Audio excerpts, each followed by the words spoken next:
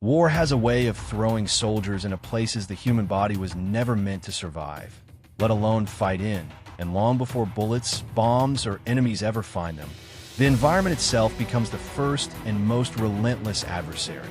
Wherever a soldier is deployed, the land silently shapes every breath they take, every step they make, and every fear that creeps into their mind when the sun goes down.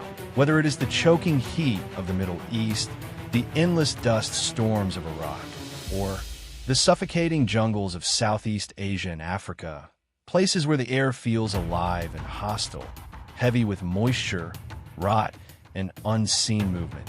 Jungles in particular are not merely forests, but living organisms that press in on you from all sides, where visibility is limited to a few feet, where torrential rain can fall without warning, and where the ground beneath your boots is slick with decay, roots, and crawling life. And for many soldiers deployed into these regions, the true terror does not always come from enemy fire, but from the unsettling realization that the jungle never sleeps and never stops watching. Insects buzz constantly. Unseen creatures scuttle through the undergrowth, and at night the darkness becomes so thick it feels solid, swallowing sound and light alike, turning every patrol into a slow march through uncertainty. Among all the creatures that inhabit these green hells, none seem to haunt soldiers' memories quite like spiders. Massive webs stretched across, narrow trails at face level, sticky strands clinging to skin in the pitch black, and the sickening sensation of something alive crawling across the back of your neck when you least expect it. For men who had never left their home countries before enlisting, the jungles of Asia, the Pacific, and Africa introduced them to a scale of life they did not know existed. Mosquitoes large enough to draw blood through fabric, centipedes that seemed prehistoric, and spiders so large and bold they felt less like insects and more like predators. Many veterans recall the moment of walking through the jungle at night, only to collide face first with a web so thick it pushes you back, followed instantly by blind panic as long legs brush across your skin, a fear that drills deep into the brain and never truly leaves. Yet as horrifying as these experiences were, they pale in comparison to the stories whispered among soldiers. Accounts of spiders not measured in inches but in feet, creatures so large they blurred the line between reality and nightmare. From the equatorial jungles of Africa to the dense rainforests of the Pacific, tales began to circulate among troops of enormous arachnids that hunted more than insects. Stories told in low voices around campfires and whispered during night watches, dismissed by some as stress-induced hallucinations and by others as truths too terrifying to accept. These stories often surfaced during times of war, when men were pushed beyond exhaustion, fear, and reason, operating in environments where survival depended on instincts sharpened to the edge, and where the impossible sometimes felt frighteningly close. It is in such conditions that the mind becomes vulnerable, yet it is also where legends are born, shaped by real fear and shared experience, passed from one unit to another until they take on a life of their own. Soldiers would later say that in the jungle, reality feels thinner, as if the rules of the known world no longer fully apply. And beyond the veil of mist, shadow, and tangled vines lies something older, watching, waiting. This is the fog of war, a place where fact and superstition blur together, where survival depends not just on weapons and training, but on belief, doubt, and the will to keep moving forward despite what may be lurking just beyond sight. It is here, in this uneasy space between the known and the unknown, that some of the most disturbing wartime encounters were born, stories that defy explanation and challenge our understanding of nature itself. Stories that begin not with gunfire, but with silence. When the birds suddenly stop singing, the jungle holds its breath, and soldiers realize, too late, that they are no longer alone.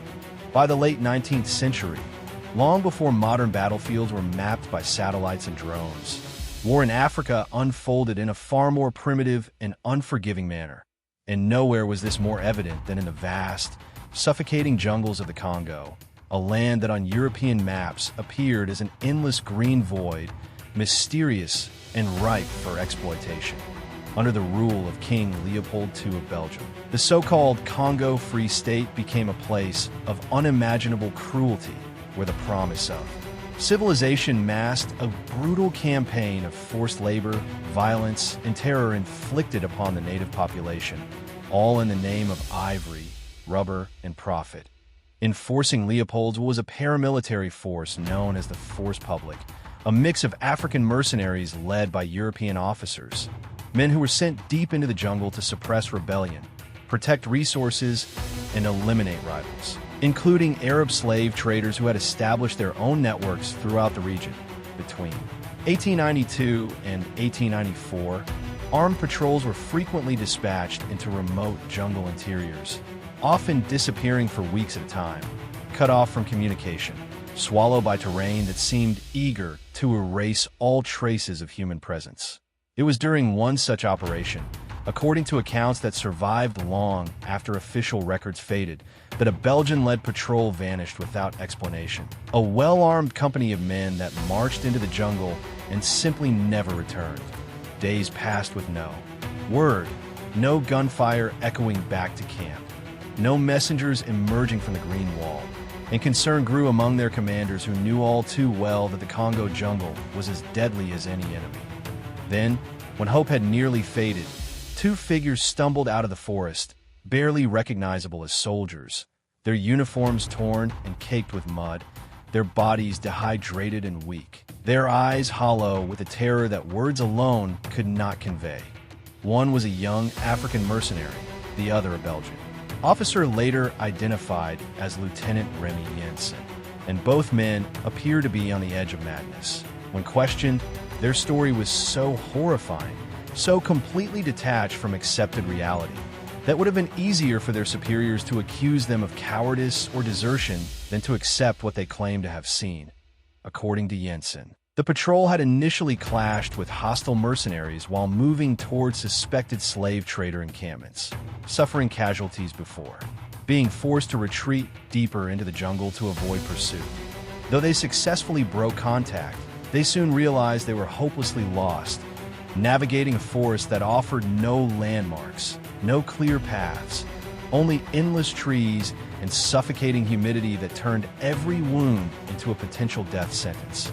As days passed, injured men succumbed to infection, fever, and exhaustion, while the rest pressed on blindly, driven by desperation to find a river or clearing that might lead them home. Then, one afternoon, as the men paused to rest, the jungle changed, the constant background noise of insects and birds abruptly fading into an unnatural silence that sent a chill through every spine. Moments later, movement erupted from the undergrowth as massive spiders emerged, creatures unlike anything the men had ever seen, with bodies the size of large dogs and legs stretching several feet across. Their dark forms moving with terrifying speed and purpose. The spiders swarmed the patrol, knocking soldiers to the ground, sinking venomous fangs into screaming men before dragging them away into the trees or up trunks with impossible strength, disappearing into the canopy as panicked gunfire filled the air. Rifles cracked and men ran, but the jungle betrayed them at every step, vines and roots tripping their escape while the spiders moved effortlessly, overwhelming the patrol in a scene of chaos and horror that shattered all sense of order. Jensen claimed he watched his comrades carried off alive, their screams echoing through the forest before being abruptly cut short, and in blind terror, he fled, abandoning discipline and rank in favor of survival, plunging deeper into the jungle until exhaustion finally forced him onward with one other survivor. When the two men finally emerged days later, they were alone, the rest of the patrol gone without a trace. Unsurprisingly, European officers dismissed the account as the ravings of men broken by heat stroke and fear. Yet when the story reached local Congolese communities, the reaction was disturbingly calm, as elders claimed the soldiers had trespassed upon sacred territory belonging to a creature long feared in regional folklore, a giant spider known by various names, but most commonly referred to as the JBA Fofi, a predator said to dwell deep within the jungle. constructing hidden layers of webbing and leaves, hunting animals, and, according to legend, humans unfortunate enough to cross its path, weather. The patrol truly encountered such a creature or whether fear and exhaustion transformed ordinary dangers into monstrous visions remains unknown. But the fact that the story persisted, whispered among soldiers and villagers alike, ensured that the lost patrol of the Congo would never be fully forgotten, becoming one of the earliest wartime tales where the enemy was not human, but something far older, lurking within the jungle itself. For the Congolese people who had lived within the jungle for generations, the account given by Lieutenant Remy Jensen and the lone surviving mercenary did not sound like madness at all, but rather like a grim confirmation of warnings passed down through oral tradition, stories meant to teach respect for territories where humans were never meant to wander, deep within the Congo Basin, far from colonial roads and trading posts. The jungle was believed to be home to predators rarely seen and never hunted, creatures that existed in uneasy balance with those who knew how to avoid them. And among these beings, none inspired more fear than the giant spider, known locally as the JBA Fofi, sometimes translated simply as the Great Spider. A name spoken quietly and with caution. Elders described the creature as resembling a massive tarantula, yet far exceeding the size of any spider known to science. With a leg span said to stretch several feet across and a body heavy enough to leave depressions in the soft jungle floor, a detail that alone suggested something far more substantial than myth.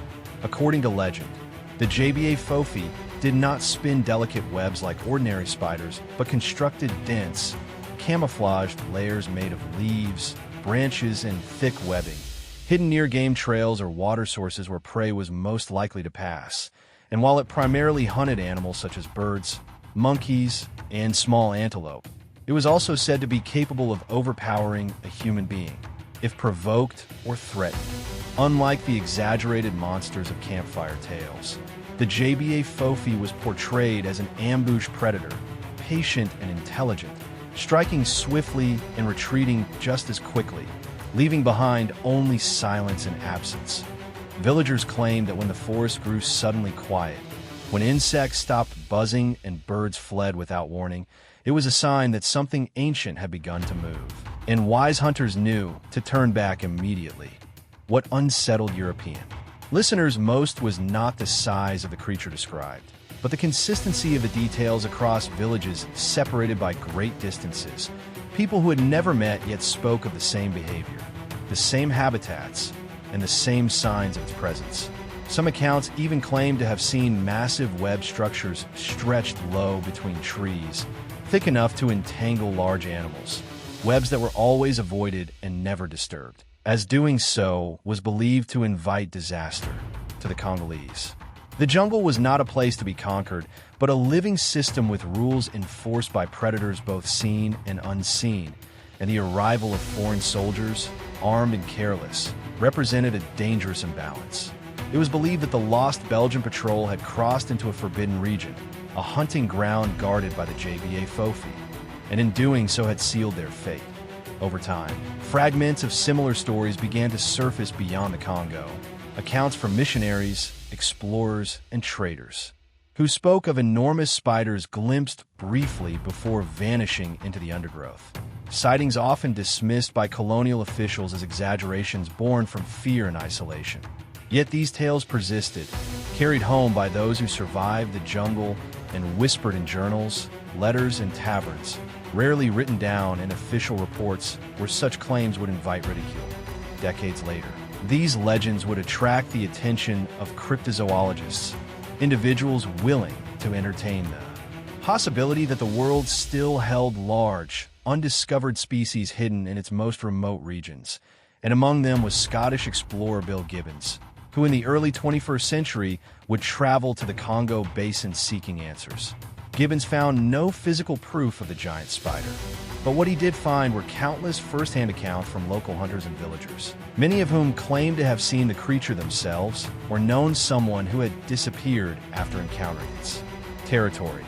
They spoke of trails avoided even by experienced trackers, of dense patches of forest where game animals were strangely absent, and of massive burrows and web-covered structures concealed beneath foliage.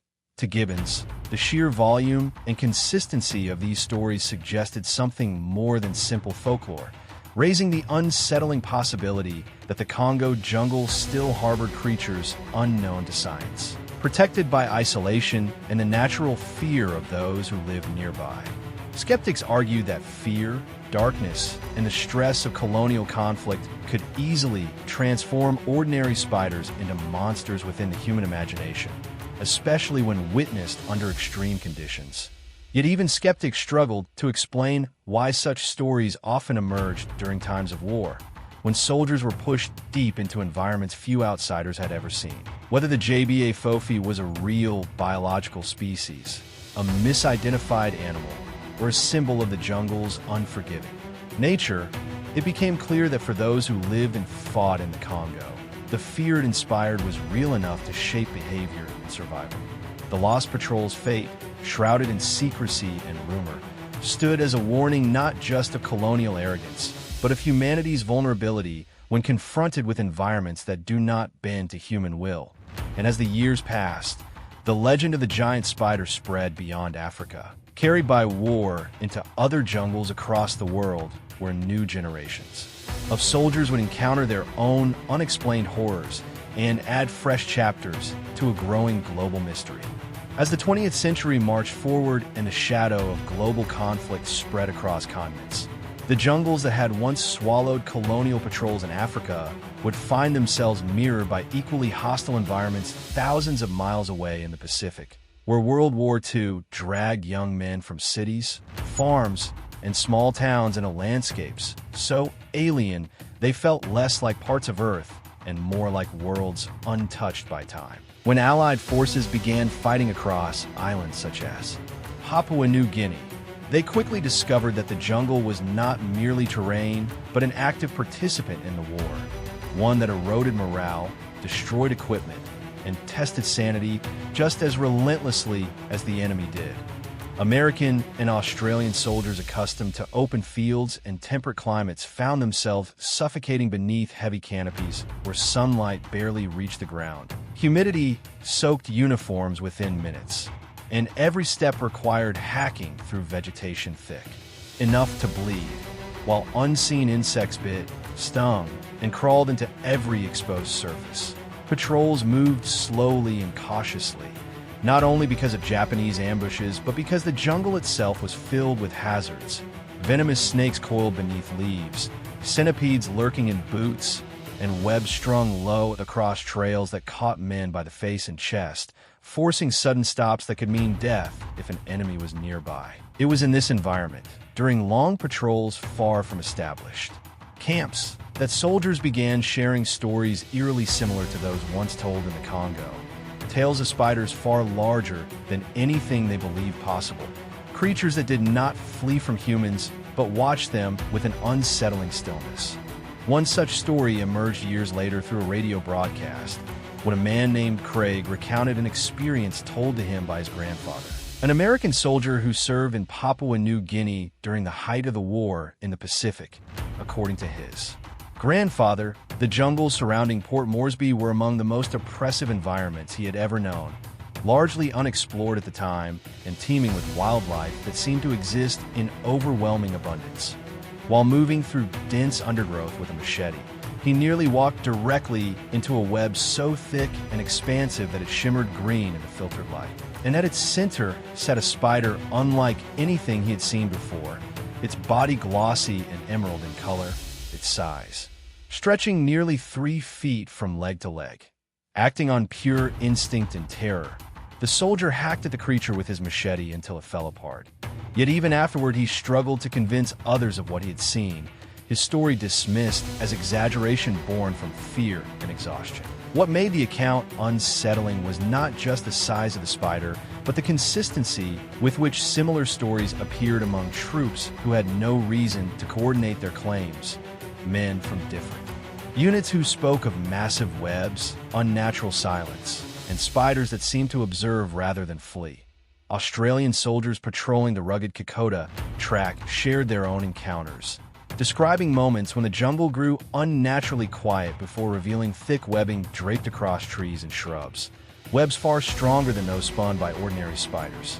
One Australian veteran, later referred to simply as Jackson, recalled stepping off the trail during a brief pause to relieve himself, only to find himself face to face with a massive black spider crouched motionless in the undergrowth, its body the size of a small dog and its legs thick and hairy like those of a tarantula.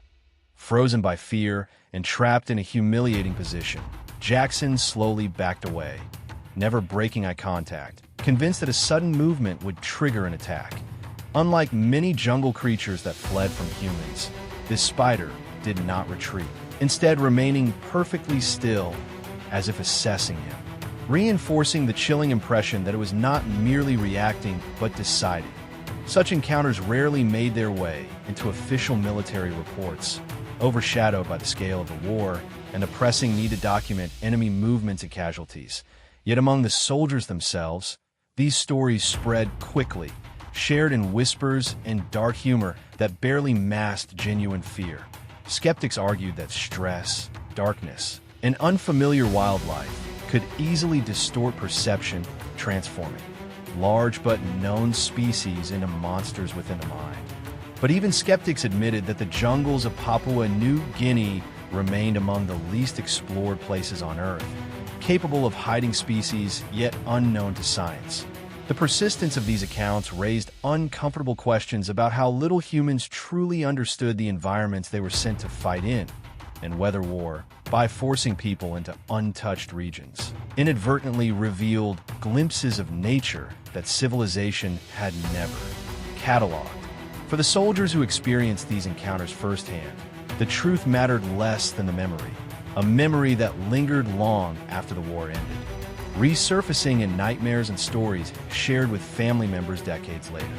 Just as in the Congo, the Pacific jungles seemed to guard their secrets fiercely, reminding those who trespassed that not every enemy wore a uniform, and not every threat could be fought with bullets, setting the stage for even stranger encounters as future wars pushed soldiers into new jungles and deeper into the unknown.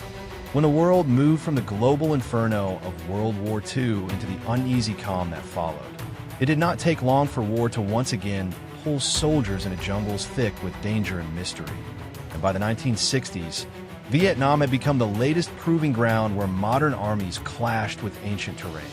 Unlike previous conflicts defined by clear front lines, the Vietnam War dissolved the very idea of safe territory, forcing American soldiers into dense forests, river deltas, and mountainous jungles where visibility was measured in feet and enemies blended seamlessly into both the landscape and the local population. Elite reconnaissance units and special forces teams were sent deep into these remote regions, operating in small numbers for weeks or months at a time, relying on stealth, endurance, and an intimate understanding of jungle warfare to survive. Yet even these highly trained soldiers, hardened by experience and discipline, would later admit that the jungle itself inspired a unique kind of fear, one that crept into the mind during long night watches and silent patrols, when every sound seemed amplified and every shadow felt alive. Amid tales of booby traps, venomous snakes, tigers, and strange primates said to stalk patrols from the treetops, another set of stories quietly emerged, accounts of spiders far larger than anything listed in field manuals or biology textbooks. One such account surfaced years later through an online forum, shared by a man on behalf of his father-in-law, a Vietnam veteran who rarely spoke of the war and had no reputation for exaggeration or fantasy. According to this veteran, his 5-man reconnaissance team encountered these creatures on several occasions while scouting deep in the jungle, often near streams or water sources where the vegetation grew thickest and movement was most restricted. He describes spiders with bodies the size of dinner plates, their legs extending outward to form spans of nearly 2 or 3 feet. Creatures that did not retreat at the sound of approaching soldiers, but remained eerily still, as if confident in their dominance of the terrain. During one encounter, the team watched as a massive spider moved along the ground near a riverbank, its legs lifting deliberately over roots and stones, a sight so shocking that the men initially froze, unsure whether what they were seeing was real. When a spider finally reacted to their presence, it did so with startling speed, prompting the soldiers to open fire with their rifles, unloading entire magazines in a burst of panic and disbelief. Even then, the veteran claimed, the creature continued to move, wounded but not immediately stopped, before disappearing into the dense vegetation along the water's edge. Whether the gunfire truly struck the spider or whether fear distorted the memory remains impossible to verify. But what stayed with the men was the overwhelming sense that they had confronted something fundamentally wrong, a creature that challenged their understanding of scale and biology. These encounters, he insisted, were not isolated incidents, but recurring experiences, always in similar environments, reinforcing the impression that the spiders followed specific patterns and habitats. As with earlier wars, none of these stories made their way into official reports, overshadowed by the broader horrors of combat and the urgency of survival. Yet among soldiers, they spread quietly, shared, only with those who had seen enough to believe. Skeptics later argued that large known species, such as huntsman spiders or exaggerated memories fueled by stress, could explain these accounts. But even seasoned jungle veterans struggled to reconcile the claimed sizes with any documented arachnid. What made the Vietnam stories particularly unsettling was the consistency with which they echoed earlier accounts from Africa and the Pacific, suggesting a global pattern tied not to a single species, but to a class of environments where isolation, humidity, and dense vegetation created perfect conditions for both fear and secrecy. War, it seemed, had a way of pushing humans into the last untouched corners of the world, places where undiscovered life might still thrive beyond the reach of science. For the soldiers who returned home, these memories became part of a larger tapestry of war stories, rarely shared publicly for fear of ridicule, yet carried privately for decades, resurfacing in quiet moments and vivid dreams. Vietnam left deep scars on those who fought there. Scars formed not only by combat, but by the unsettling realization that the world still held mysteries indifferent to human conflict, and that in the depths of the jungle, something ancient and watchful may have observed the war unfold without ever being understood, waiting patiently as history moved on and soldiers came and went, leaving behind only stories and unanswered questions. As the Vietnam War faded into history and the world entered an age of satellites, drones, and instant communication, many believed that the era of unexplained creatures lurking beyond human knowledge was finally coming to an end. Yet paradoxically, it was during this modern period that reports of giant spiders began to surface with renewed intensity, no longer confined to the fading memories of war veterans, but appearing in stories shared by civilians, explorers, and researchers who ventured into the planet's remaining wildernesses. Unlike soldiers bound by secrecy or fear of ridicule, these modern witnesses often spoke openly, posting their experiences online, recording interviews, and documenting encounters with the confidence that technology lent credibility, even when evidence remained elusive. Across the Congo Basin, Papua New Guinea, Southeast Asia, and parts of South America, locals continued to describe massive arachnids using strikingly similar language, emphasizing size, behavior, and habitats that mirrored accounts separated by decades and continents. Hunters spoke of trails abruptly abandoned by animals, of thick webbing draped across clearings like natural barriers, and of moments when the forest fell into an unnatural silence that triggered an instinctive urge to retreat. Some villagers claimed to have lost livestock or pets near these areas, finding only disturbed ground and heavy silk strands far stronger than any known spider web. Western explorers and journalists who traveled into these regions often dismissed such claims at first, attributing them to folklore or misidentification. Yet a small number admitted privately that they too had witnessed inexplicable sights, fleeting glimpses of enormous spiders retreating into undergrowth or perched motionless in trees at heights that should have collapsed under such weight. One researcher operating in the rainforests of South America described encountering a web stretched between two trees at chest height, so dense and elastic that it resisted his machete, vibrating violently when struck, as though something large and hidden had retreated deeper into the canopy. What unsettled him most was not the web itself, but the realization that it had been placed deliberately across a frequently used game trail, suggesting an understanding of animal movement and behavior. Cryptozoologists, a controversial group often dismissed by mainstream science, began compiling these reports into databases, noting patterns that suggested the existence of either unknown species or extreme cases of gigantism influenced by environmental factors such as humidity, prey abundance, and isolation.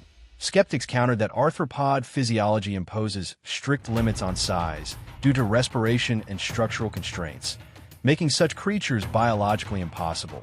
Yet even these arguments left room for exceptions, particularly in ecosystems that evolved under unique pressures over millions of years. History offered numerous examples of animals once deemed mythical, from gorillas to giant squids, later proven real when technology and access finally caught up with rumor. The modern era also introduced a new variable, fear amplified by digital storytelling, where a single exaggerated account could spread rapidly, inspiring copycat stories and reinforcing belief, making it increasingly difficult to separate genuine encounters from collective imagination.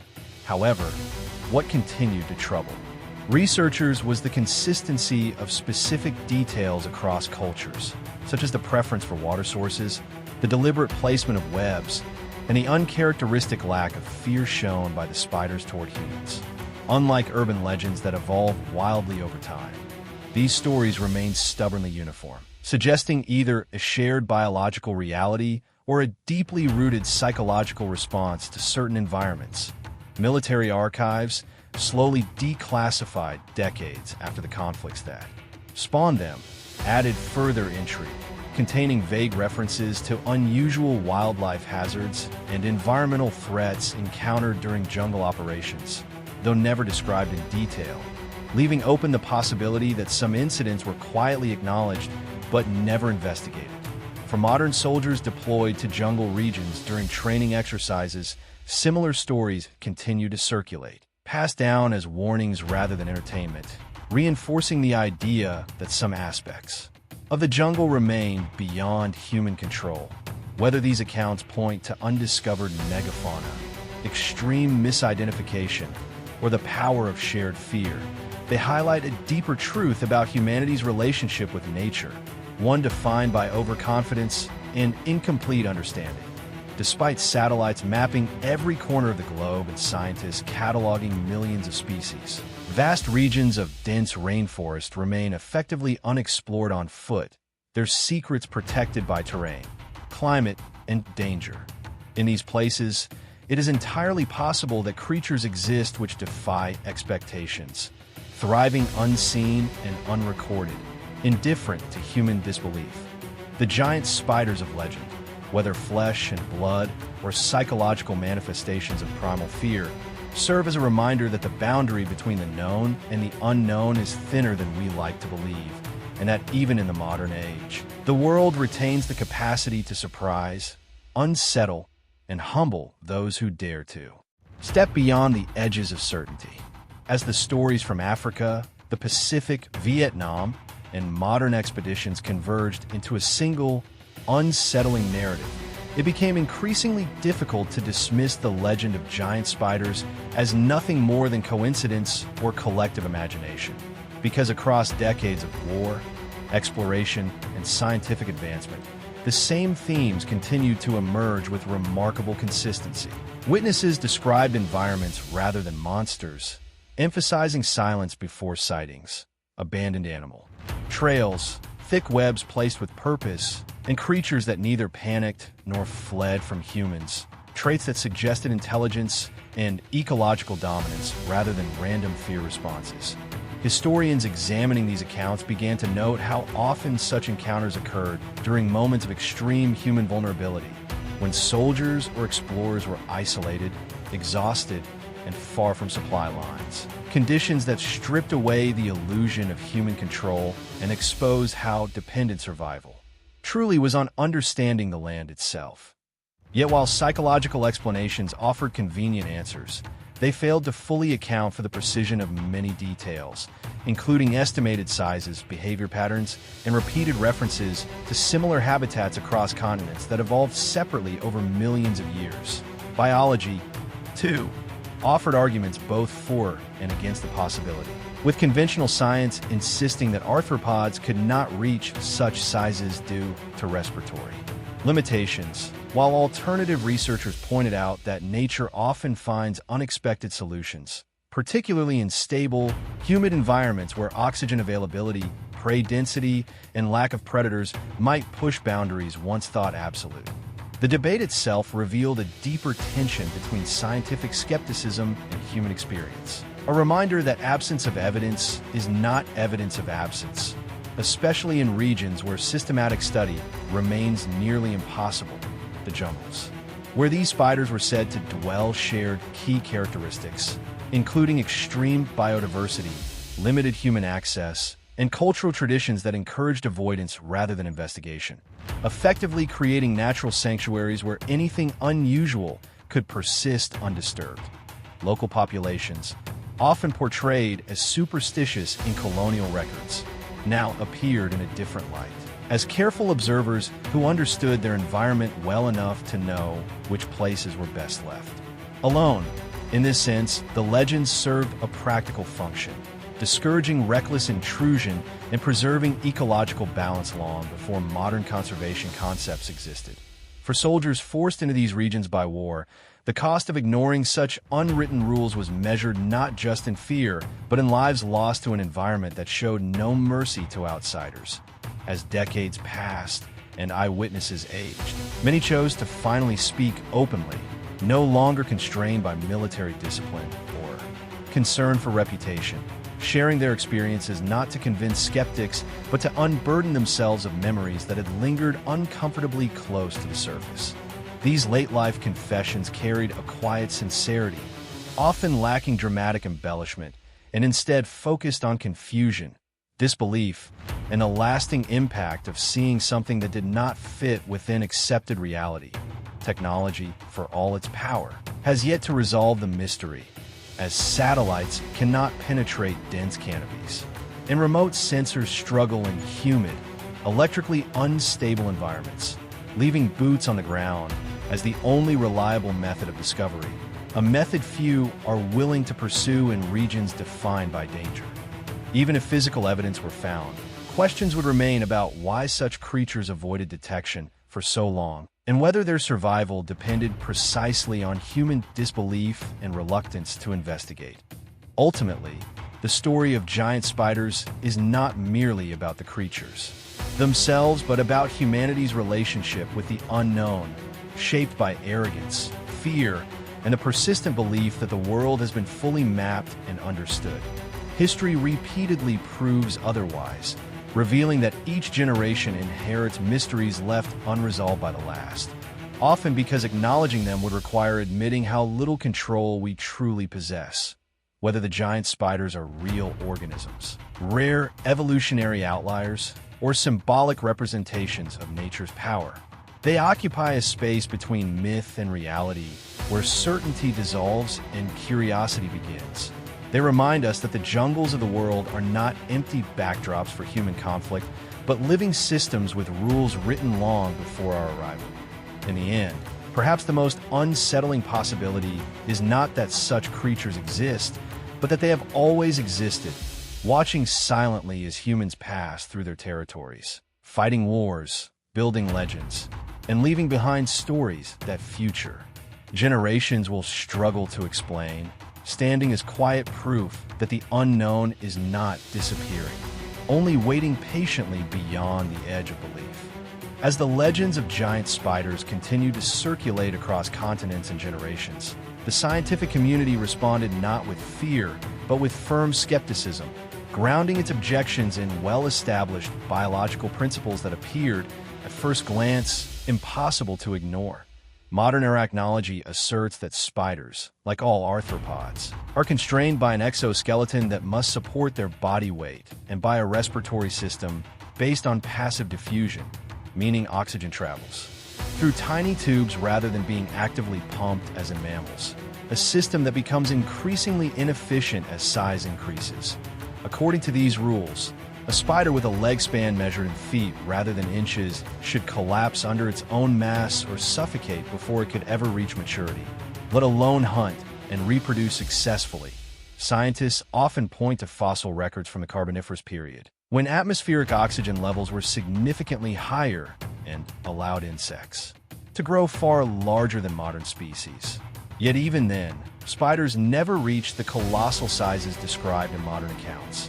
This scientific framework has been used repeatedly to dismiss eyewitness claims as misidentifications, hallucinations, or exaggerations fueled by stress, fear, and unfamiliar environments, particularly during wartime when the human nervous system is pushed to its limits. Skeptics argue that large huntsman spiders, whip spiders, or even small mammals briefly glimpsed through foliage could easily be transformed into monstrous creatures within the mind, especially under poor lighting and emotional strain. However, this explanation, while tidy, leaves uncomfortable gaps that science has yet to fully address, particularly when witnesses describe not fleeting shadows, but sustained encounters involving movement, behavior, and interaction with the environment. Some researchers quietly acknowledge that biology describes what is common, not what is impossible, and that exceptions, while rare, are not unheard of in nature. Gigantism has appeared repeatedly across evolutionary history, often emerging in isolated ecosystems where competition is limited and resources are abundant. And while spiders present unique challenges, it is not entirely inconceivable that unknown adaptations could exist, especially in regions that remain poorly studied. Theoretical discussions have explored the possibility of reinforced internal structures, modified respiratory systems, or symbiotic relationships that could mitigate size limitations, ideas that remain speculative but not outright absurd. Critics counter that without physical evidence, such theories belong firmly in the realm of imagination. Yet the same was once said of creatures like the okapi, the coelacanth, and the giant squid, all of which were dismissed as myths until incontrovertible proof emerged. The tension between eyewitness testimony and scientific orthodoxy highlights a broader issue within human knowledge, namely the tendency to treat current understanding as complete rather than provisional.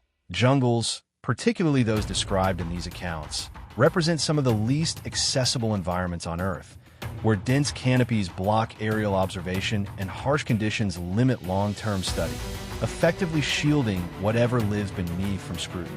Funding and institutional support for exploratory research in such regions remains scarce, especially when proposals involve investigating creatures widely regarded as mythical, creating a self-reinforcing cycle where lack of evidence is used to justify lack of investigation.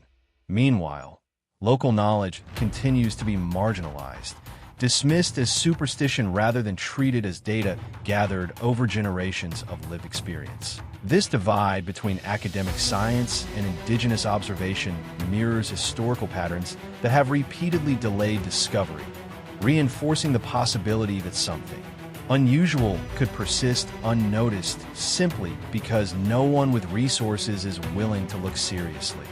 Ultimately, the scientific refusal to accept giant spiders is not necessarily a declaration of impossibility, but a reflection of methodological caution, a system designed to demand proof before belief. Yet as long as unexplored regions remain and consistent reports continue to surface, the question lingers uncomfortably at the edge of certainty, challenging the assumption that everything worth knowing has already been discovered, and reminding us that science, like the jungle, still contains shadows where unanswered questions wait. Beyond the arguments of science and skepticism lies a quieter, darker category of evidence, one rooted not in sightings but in absence, In places marked on maps, yet deliberately avoided by those who know them best, regions whispered about as zones where people disappear and are never found. And it is within these forbidden landscapes that the legend of giant spiders finds its most unsettling footing. Across the Congo Basin, Papua New Guinea, Vietnam's remote highlands, and the Amazon there, exist stretches of jungle that locals refuse to enter even under threat. Not because of enemy forces or difficult terrain, but because something there is believed to enforce boundaries with ruthless efficiency. Hunters speak of companions who stepped beyond agreed limits and never returned, of search parties that found no tracks beyond a certain point, as if the forest itself had erased all evidence of passage. These stories rarely mention spiders directly, yet they are accompanied by familiar signs: heavy webbing strung low across trails, unnatural silence, and the sudden disappearance of animal life. Details that echo earlier eyewitness accounts with disturbing precision. Anthropologists working with indigenous communities have documented such avoidance zones, often dismissed in academic writing as culturally enforced no-go areas designed to protect resources. Yet even these researchers quietly admit that some locations defy practical explanation, offering no obvious ecological or spiritual reason for their fearsome reputations. Modern explorers and adventure seekers, driven by curiosity and a desire for recognition, have occasionally attempted to penetrate these regions, only to retreat after encountering inexplicable obstacles, including dense web structures impossible to cut through easily, equipment failures attributed to humidity yet occurring with suspicious regularity, and an overwhelming sense of being watched that eroded morale and decision-making. A handful of these explorers later reported fleeting glimpses of massive shapes retreating into the foliage. But what troubled them most was not what they saw, but how decisively the jungle seemed to resist intrusion, as though entry itself triggered a response. In some cases, abandoned camps have been discovered weeks later, their contents intact, but no sign of the occupants. An unsettling pattern that authorities often attribute to accidents, conflicts, or predation by known animals, despite the lack of physical evidence supporting such conclusions. Satellite imagery offers little clarity, as dense canopies obscure the ground below, and aerial surveys fail to capture the fine-scale details where these encounters are said to occur, reinforcing the idea that whatever enforces these boundaries operates below the level of easy observation. Military history provides further context, revealing that units operating near such regions frequently reported higher rates of unexplained losses, patrols that vanished without engagement, and areas quietly designated as unsuitable for operations without formal explanation. These decisions, recorded in vague language, suggest that practical experience sometimes outweighed official doctrine, even if the reasons could not be openly stated. Critics argue that such disappearances can be explained through conventional dangers, disease, accidents, or human conflict, and in many cases this is undoubtedly true. Yet the persistence of patterns across continents raises uncomfortable questions about whether a shared environmental factor has been overlooked. Jungles are complex systems where apex predators, known and unknown, play critical roles in maintaining balance.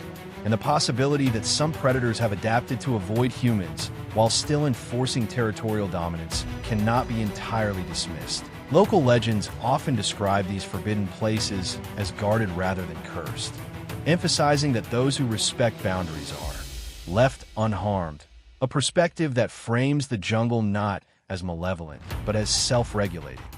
This view aligns strangely well with the behavior attributed to the giant spiders, creatures that do not hunt humans indiscriminately, but respond decisively to intrusion, reinforcing the idea that disappearances may result from provocation rather than chance.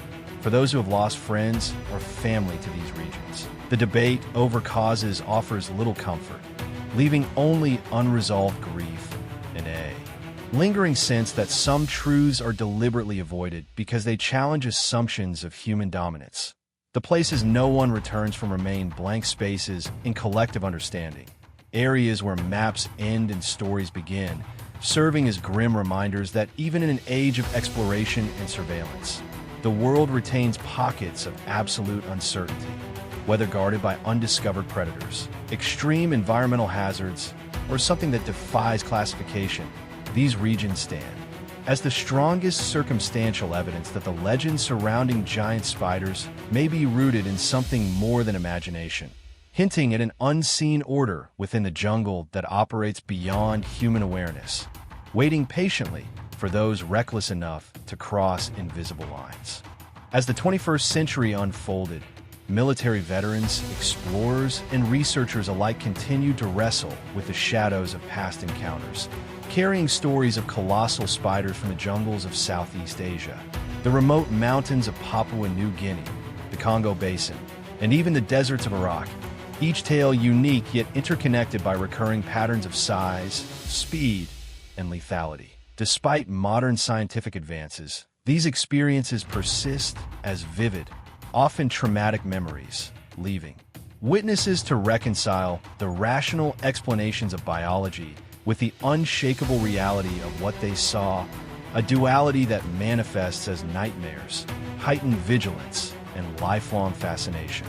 In Iraq, soldiers like Bill recounted near misses with wolf spider-sized creatures whose aggression and swiftness dwarfed known arachnid behavior, leaving permanent impressions on their perception of the desert. While the dense jungles of Guam and Papua New Guinea produced equally harrowing confrontations, with recon teams swatting away massive webs, spiders crawling across exposed skin, and eyes glimpsing impossibly large forms vanish into shadowed foliage, creating a shared understanding that no training or weaponry could fully prepare one for the unpredictable, uncanny scale of these predators. Local knowledge continued to affirm these encounters, with indigenous groups warning outsiders of sacred or protected zones, and naming creatures like the Jabafi in the Congo, whose fearsome reputation is matched only by its elusiveness, suggesting a long history of coexistence, respect, and avoidance between humans and apex invertebrates. Cryptozoologists like Bill Gibbons and Rob Morphy compiled reports from multiple continents, noting that stories of giant spiders spike during periods of human incursion into previously untouched territories, particularly during wartime when soldiers are sent into extreme environments under high stress, reinforcing the notion that proximity and circumstance often dictate encounters. Historians corroborated that Belgian patrols in the Congo, Australian troops in Papua New Guinea, and American teams in Vietnam consistently reported patterns of fear, avoidance, and extraordinary spider sightings. Yet official records rarely capture these events in detail, either because they were dismissed as hallucinations, too fantastical to document, or suppressed to avoid undermining morale, leaving a patchwork of anecdotes that together form a compelling, though unverified, narrative. Modern scientists maintain skepticism, citing exoskeletal and respiratory limitations, oxygen constraints, and the absence of specimens. Yet they also acknowledge that tropical ecosystems harbor undiscovered species daily, from enormous amphibians to elusive mammals, suggesting that human knowledge represents only a fraction of the biosphere, and that the potential for extraordinary adaptations, including extreme spider gigantism, remains plausible if not yet documented. The psychological impact of repeated encounters cannot be overstated, as veterans describe lingering hypervigilance, altered perception of natural spaces, and a persistent awareness that the jungle, desert, or isolated island is never truly empty, a sensation amplified by the stories of comrades lost to these environments, by missing patrols, and by encounters where no human intervention could alter the outcome. Legend and science intersect when considering environmental factors such as dense canopy cover, predator-prey dynamics, and isolation, which could feasibly allow a species to evolve outside the constraints familiar to Western biology, while anecdotal evidence suggests behavioral sophistication among these spiders, including territoriality, hunting strategies near water sources, and avoidance of direct human engagement unless provoked, mirroring the defensive patterns of apex predators. As the military continues to deploy personnel to remote regions, These accounts serve as cautionary tales, reminding soldiers that danger is not always predictable, that nature itself can challenge expectations, and that survival may depend as much on respect for the unknown as on training or firepower. In reflecting upon these encounters, one finds a deeper, almost philosophical lesson. Humanity's understanding of the world is incomplete, and the legends of giant spiders, whether exaggerated or accurate, symbolize the thin boundary between the familiar and the unknowable, a reminder that the planet harbors creatures and phenomena that challenge assumptions, evoke fear, and command reverence.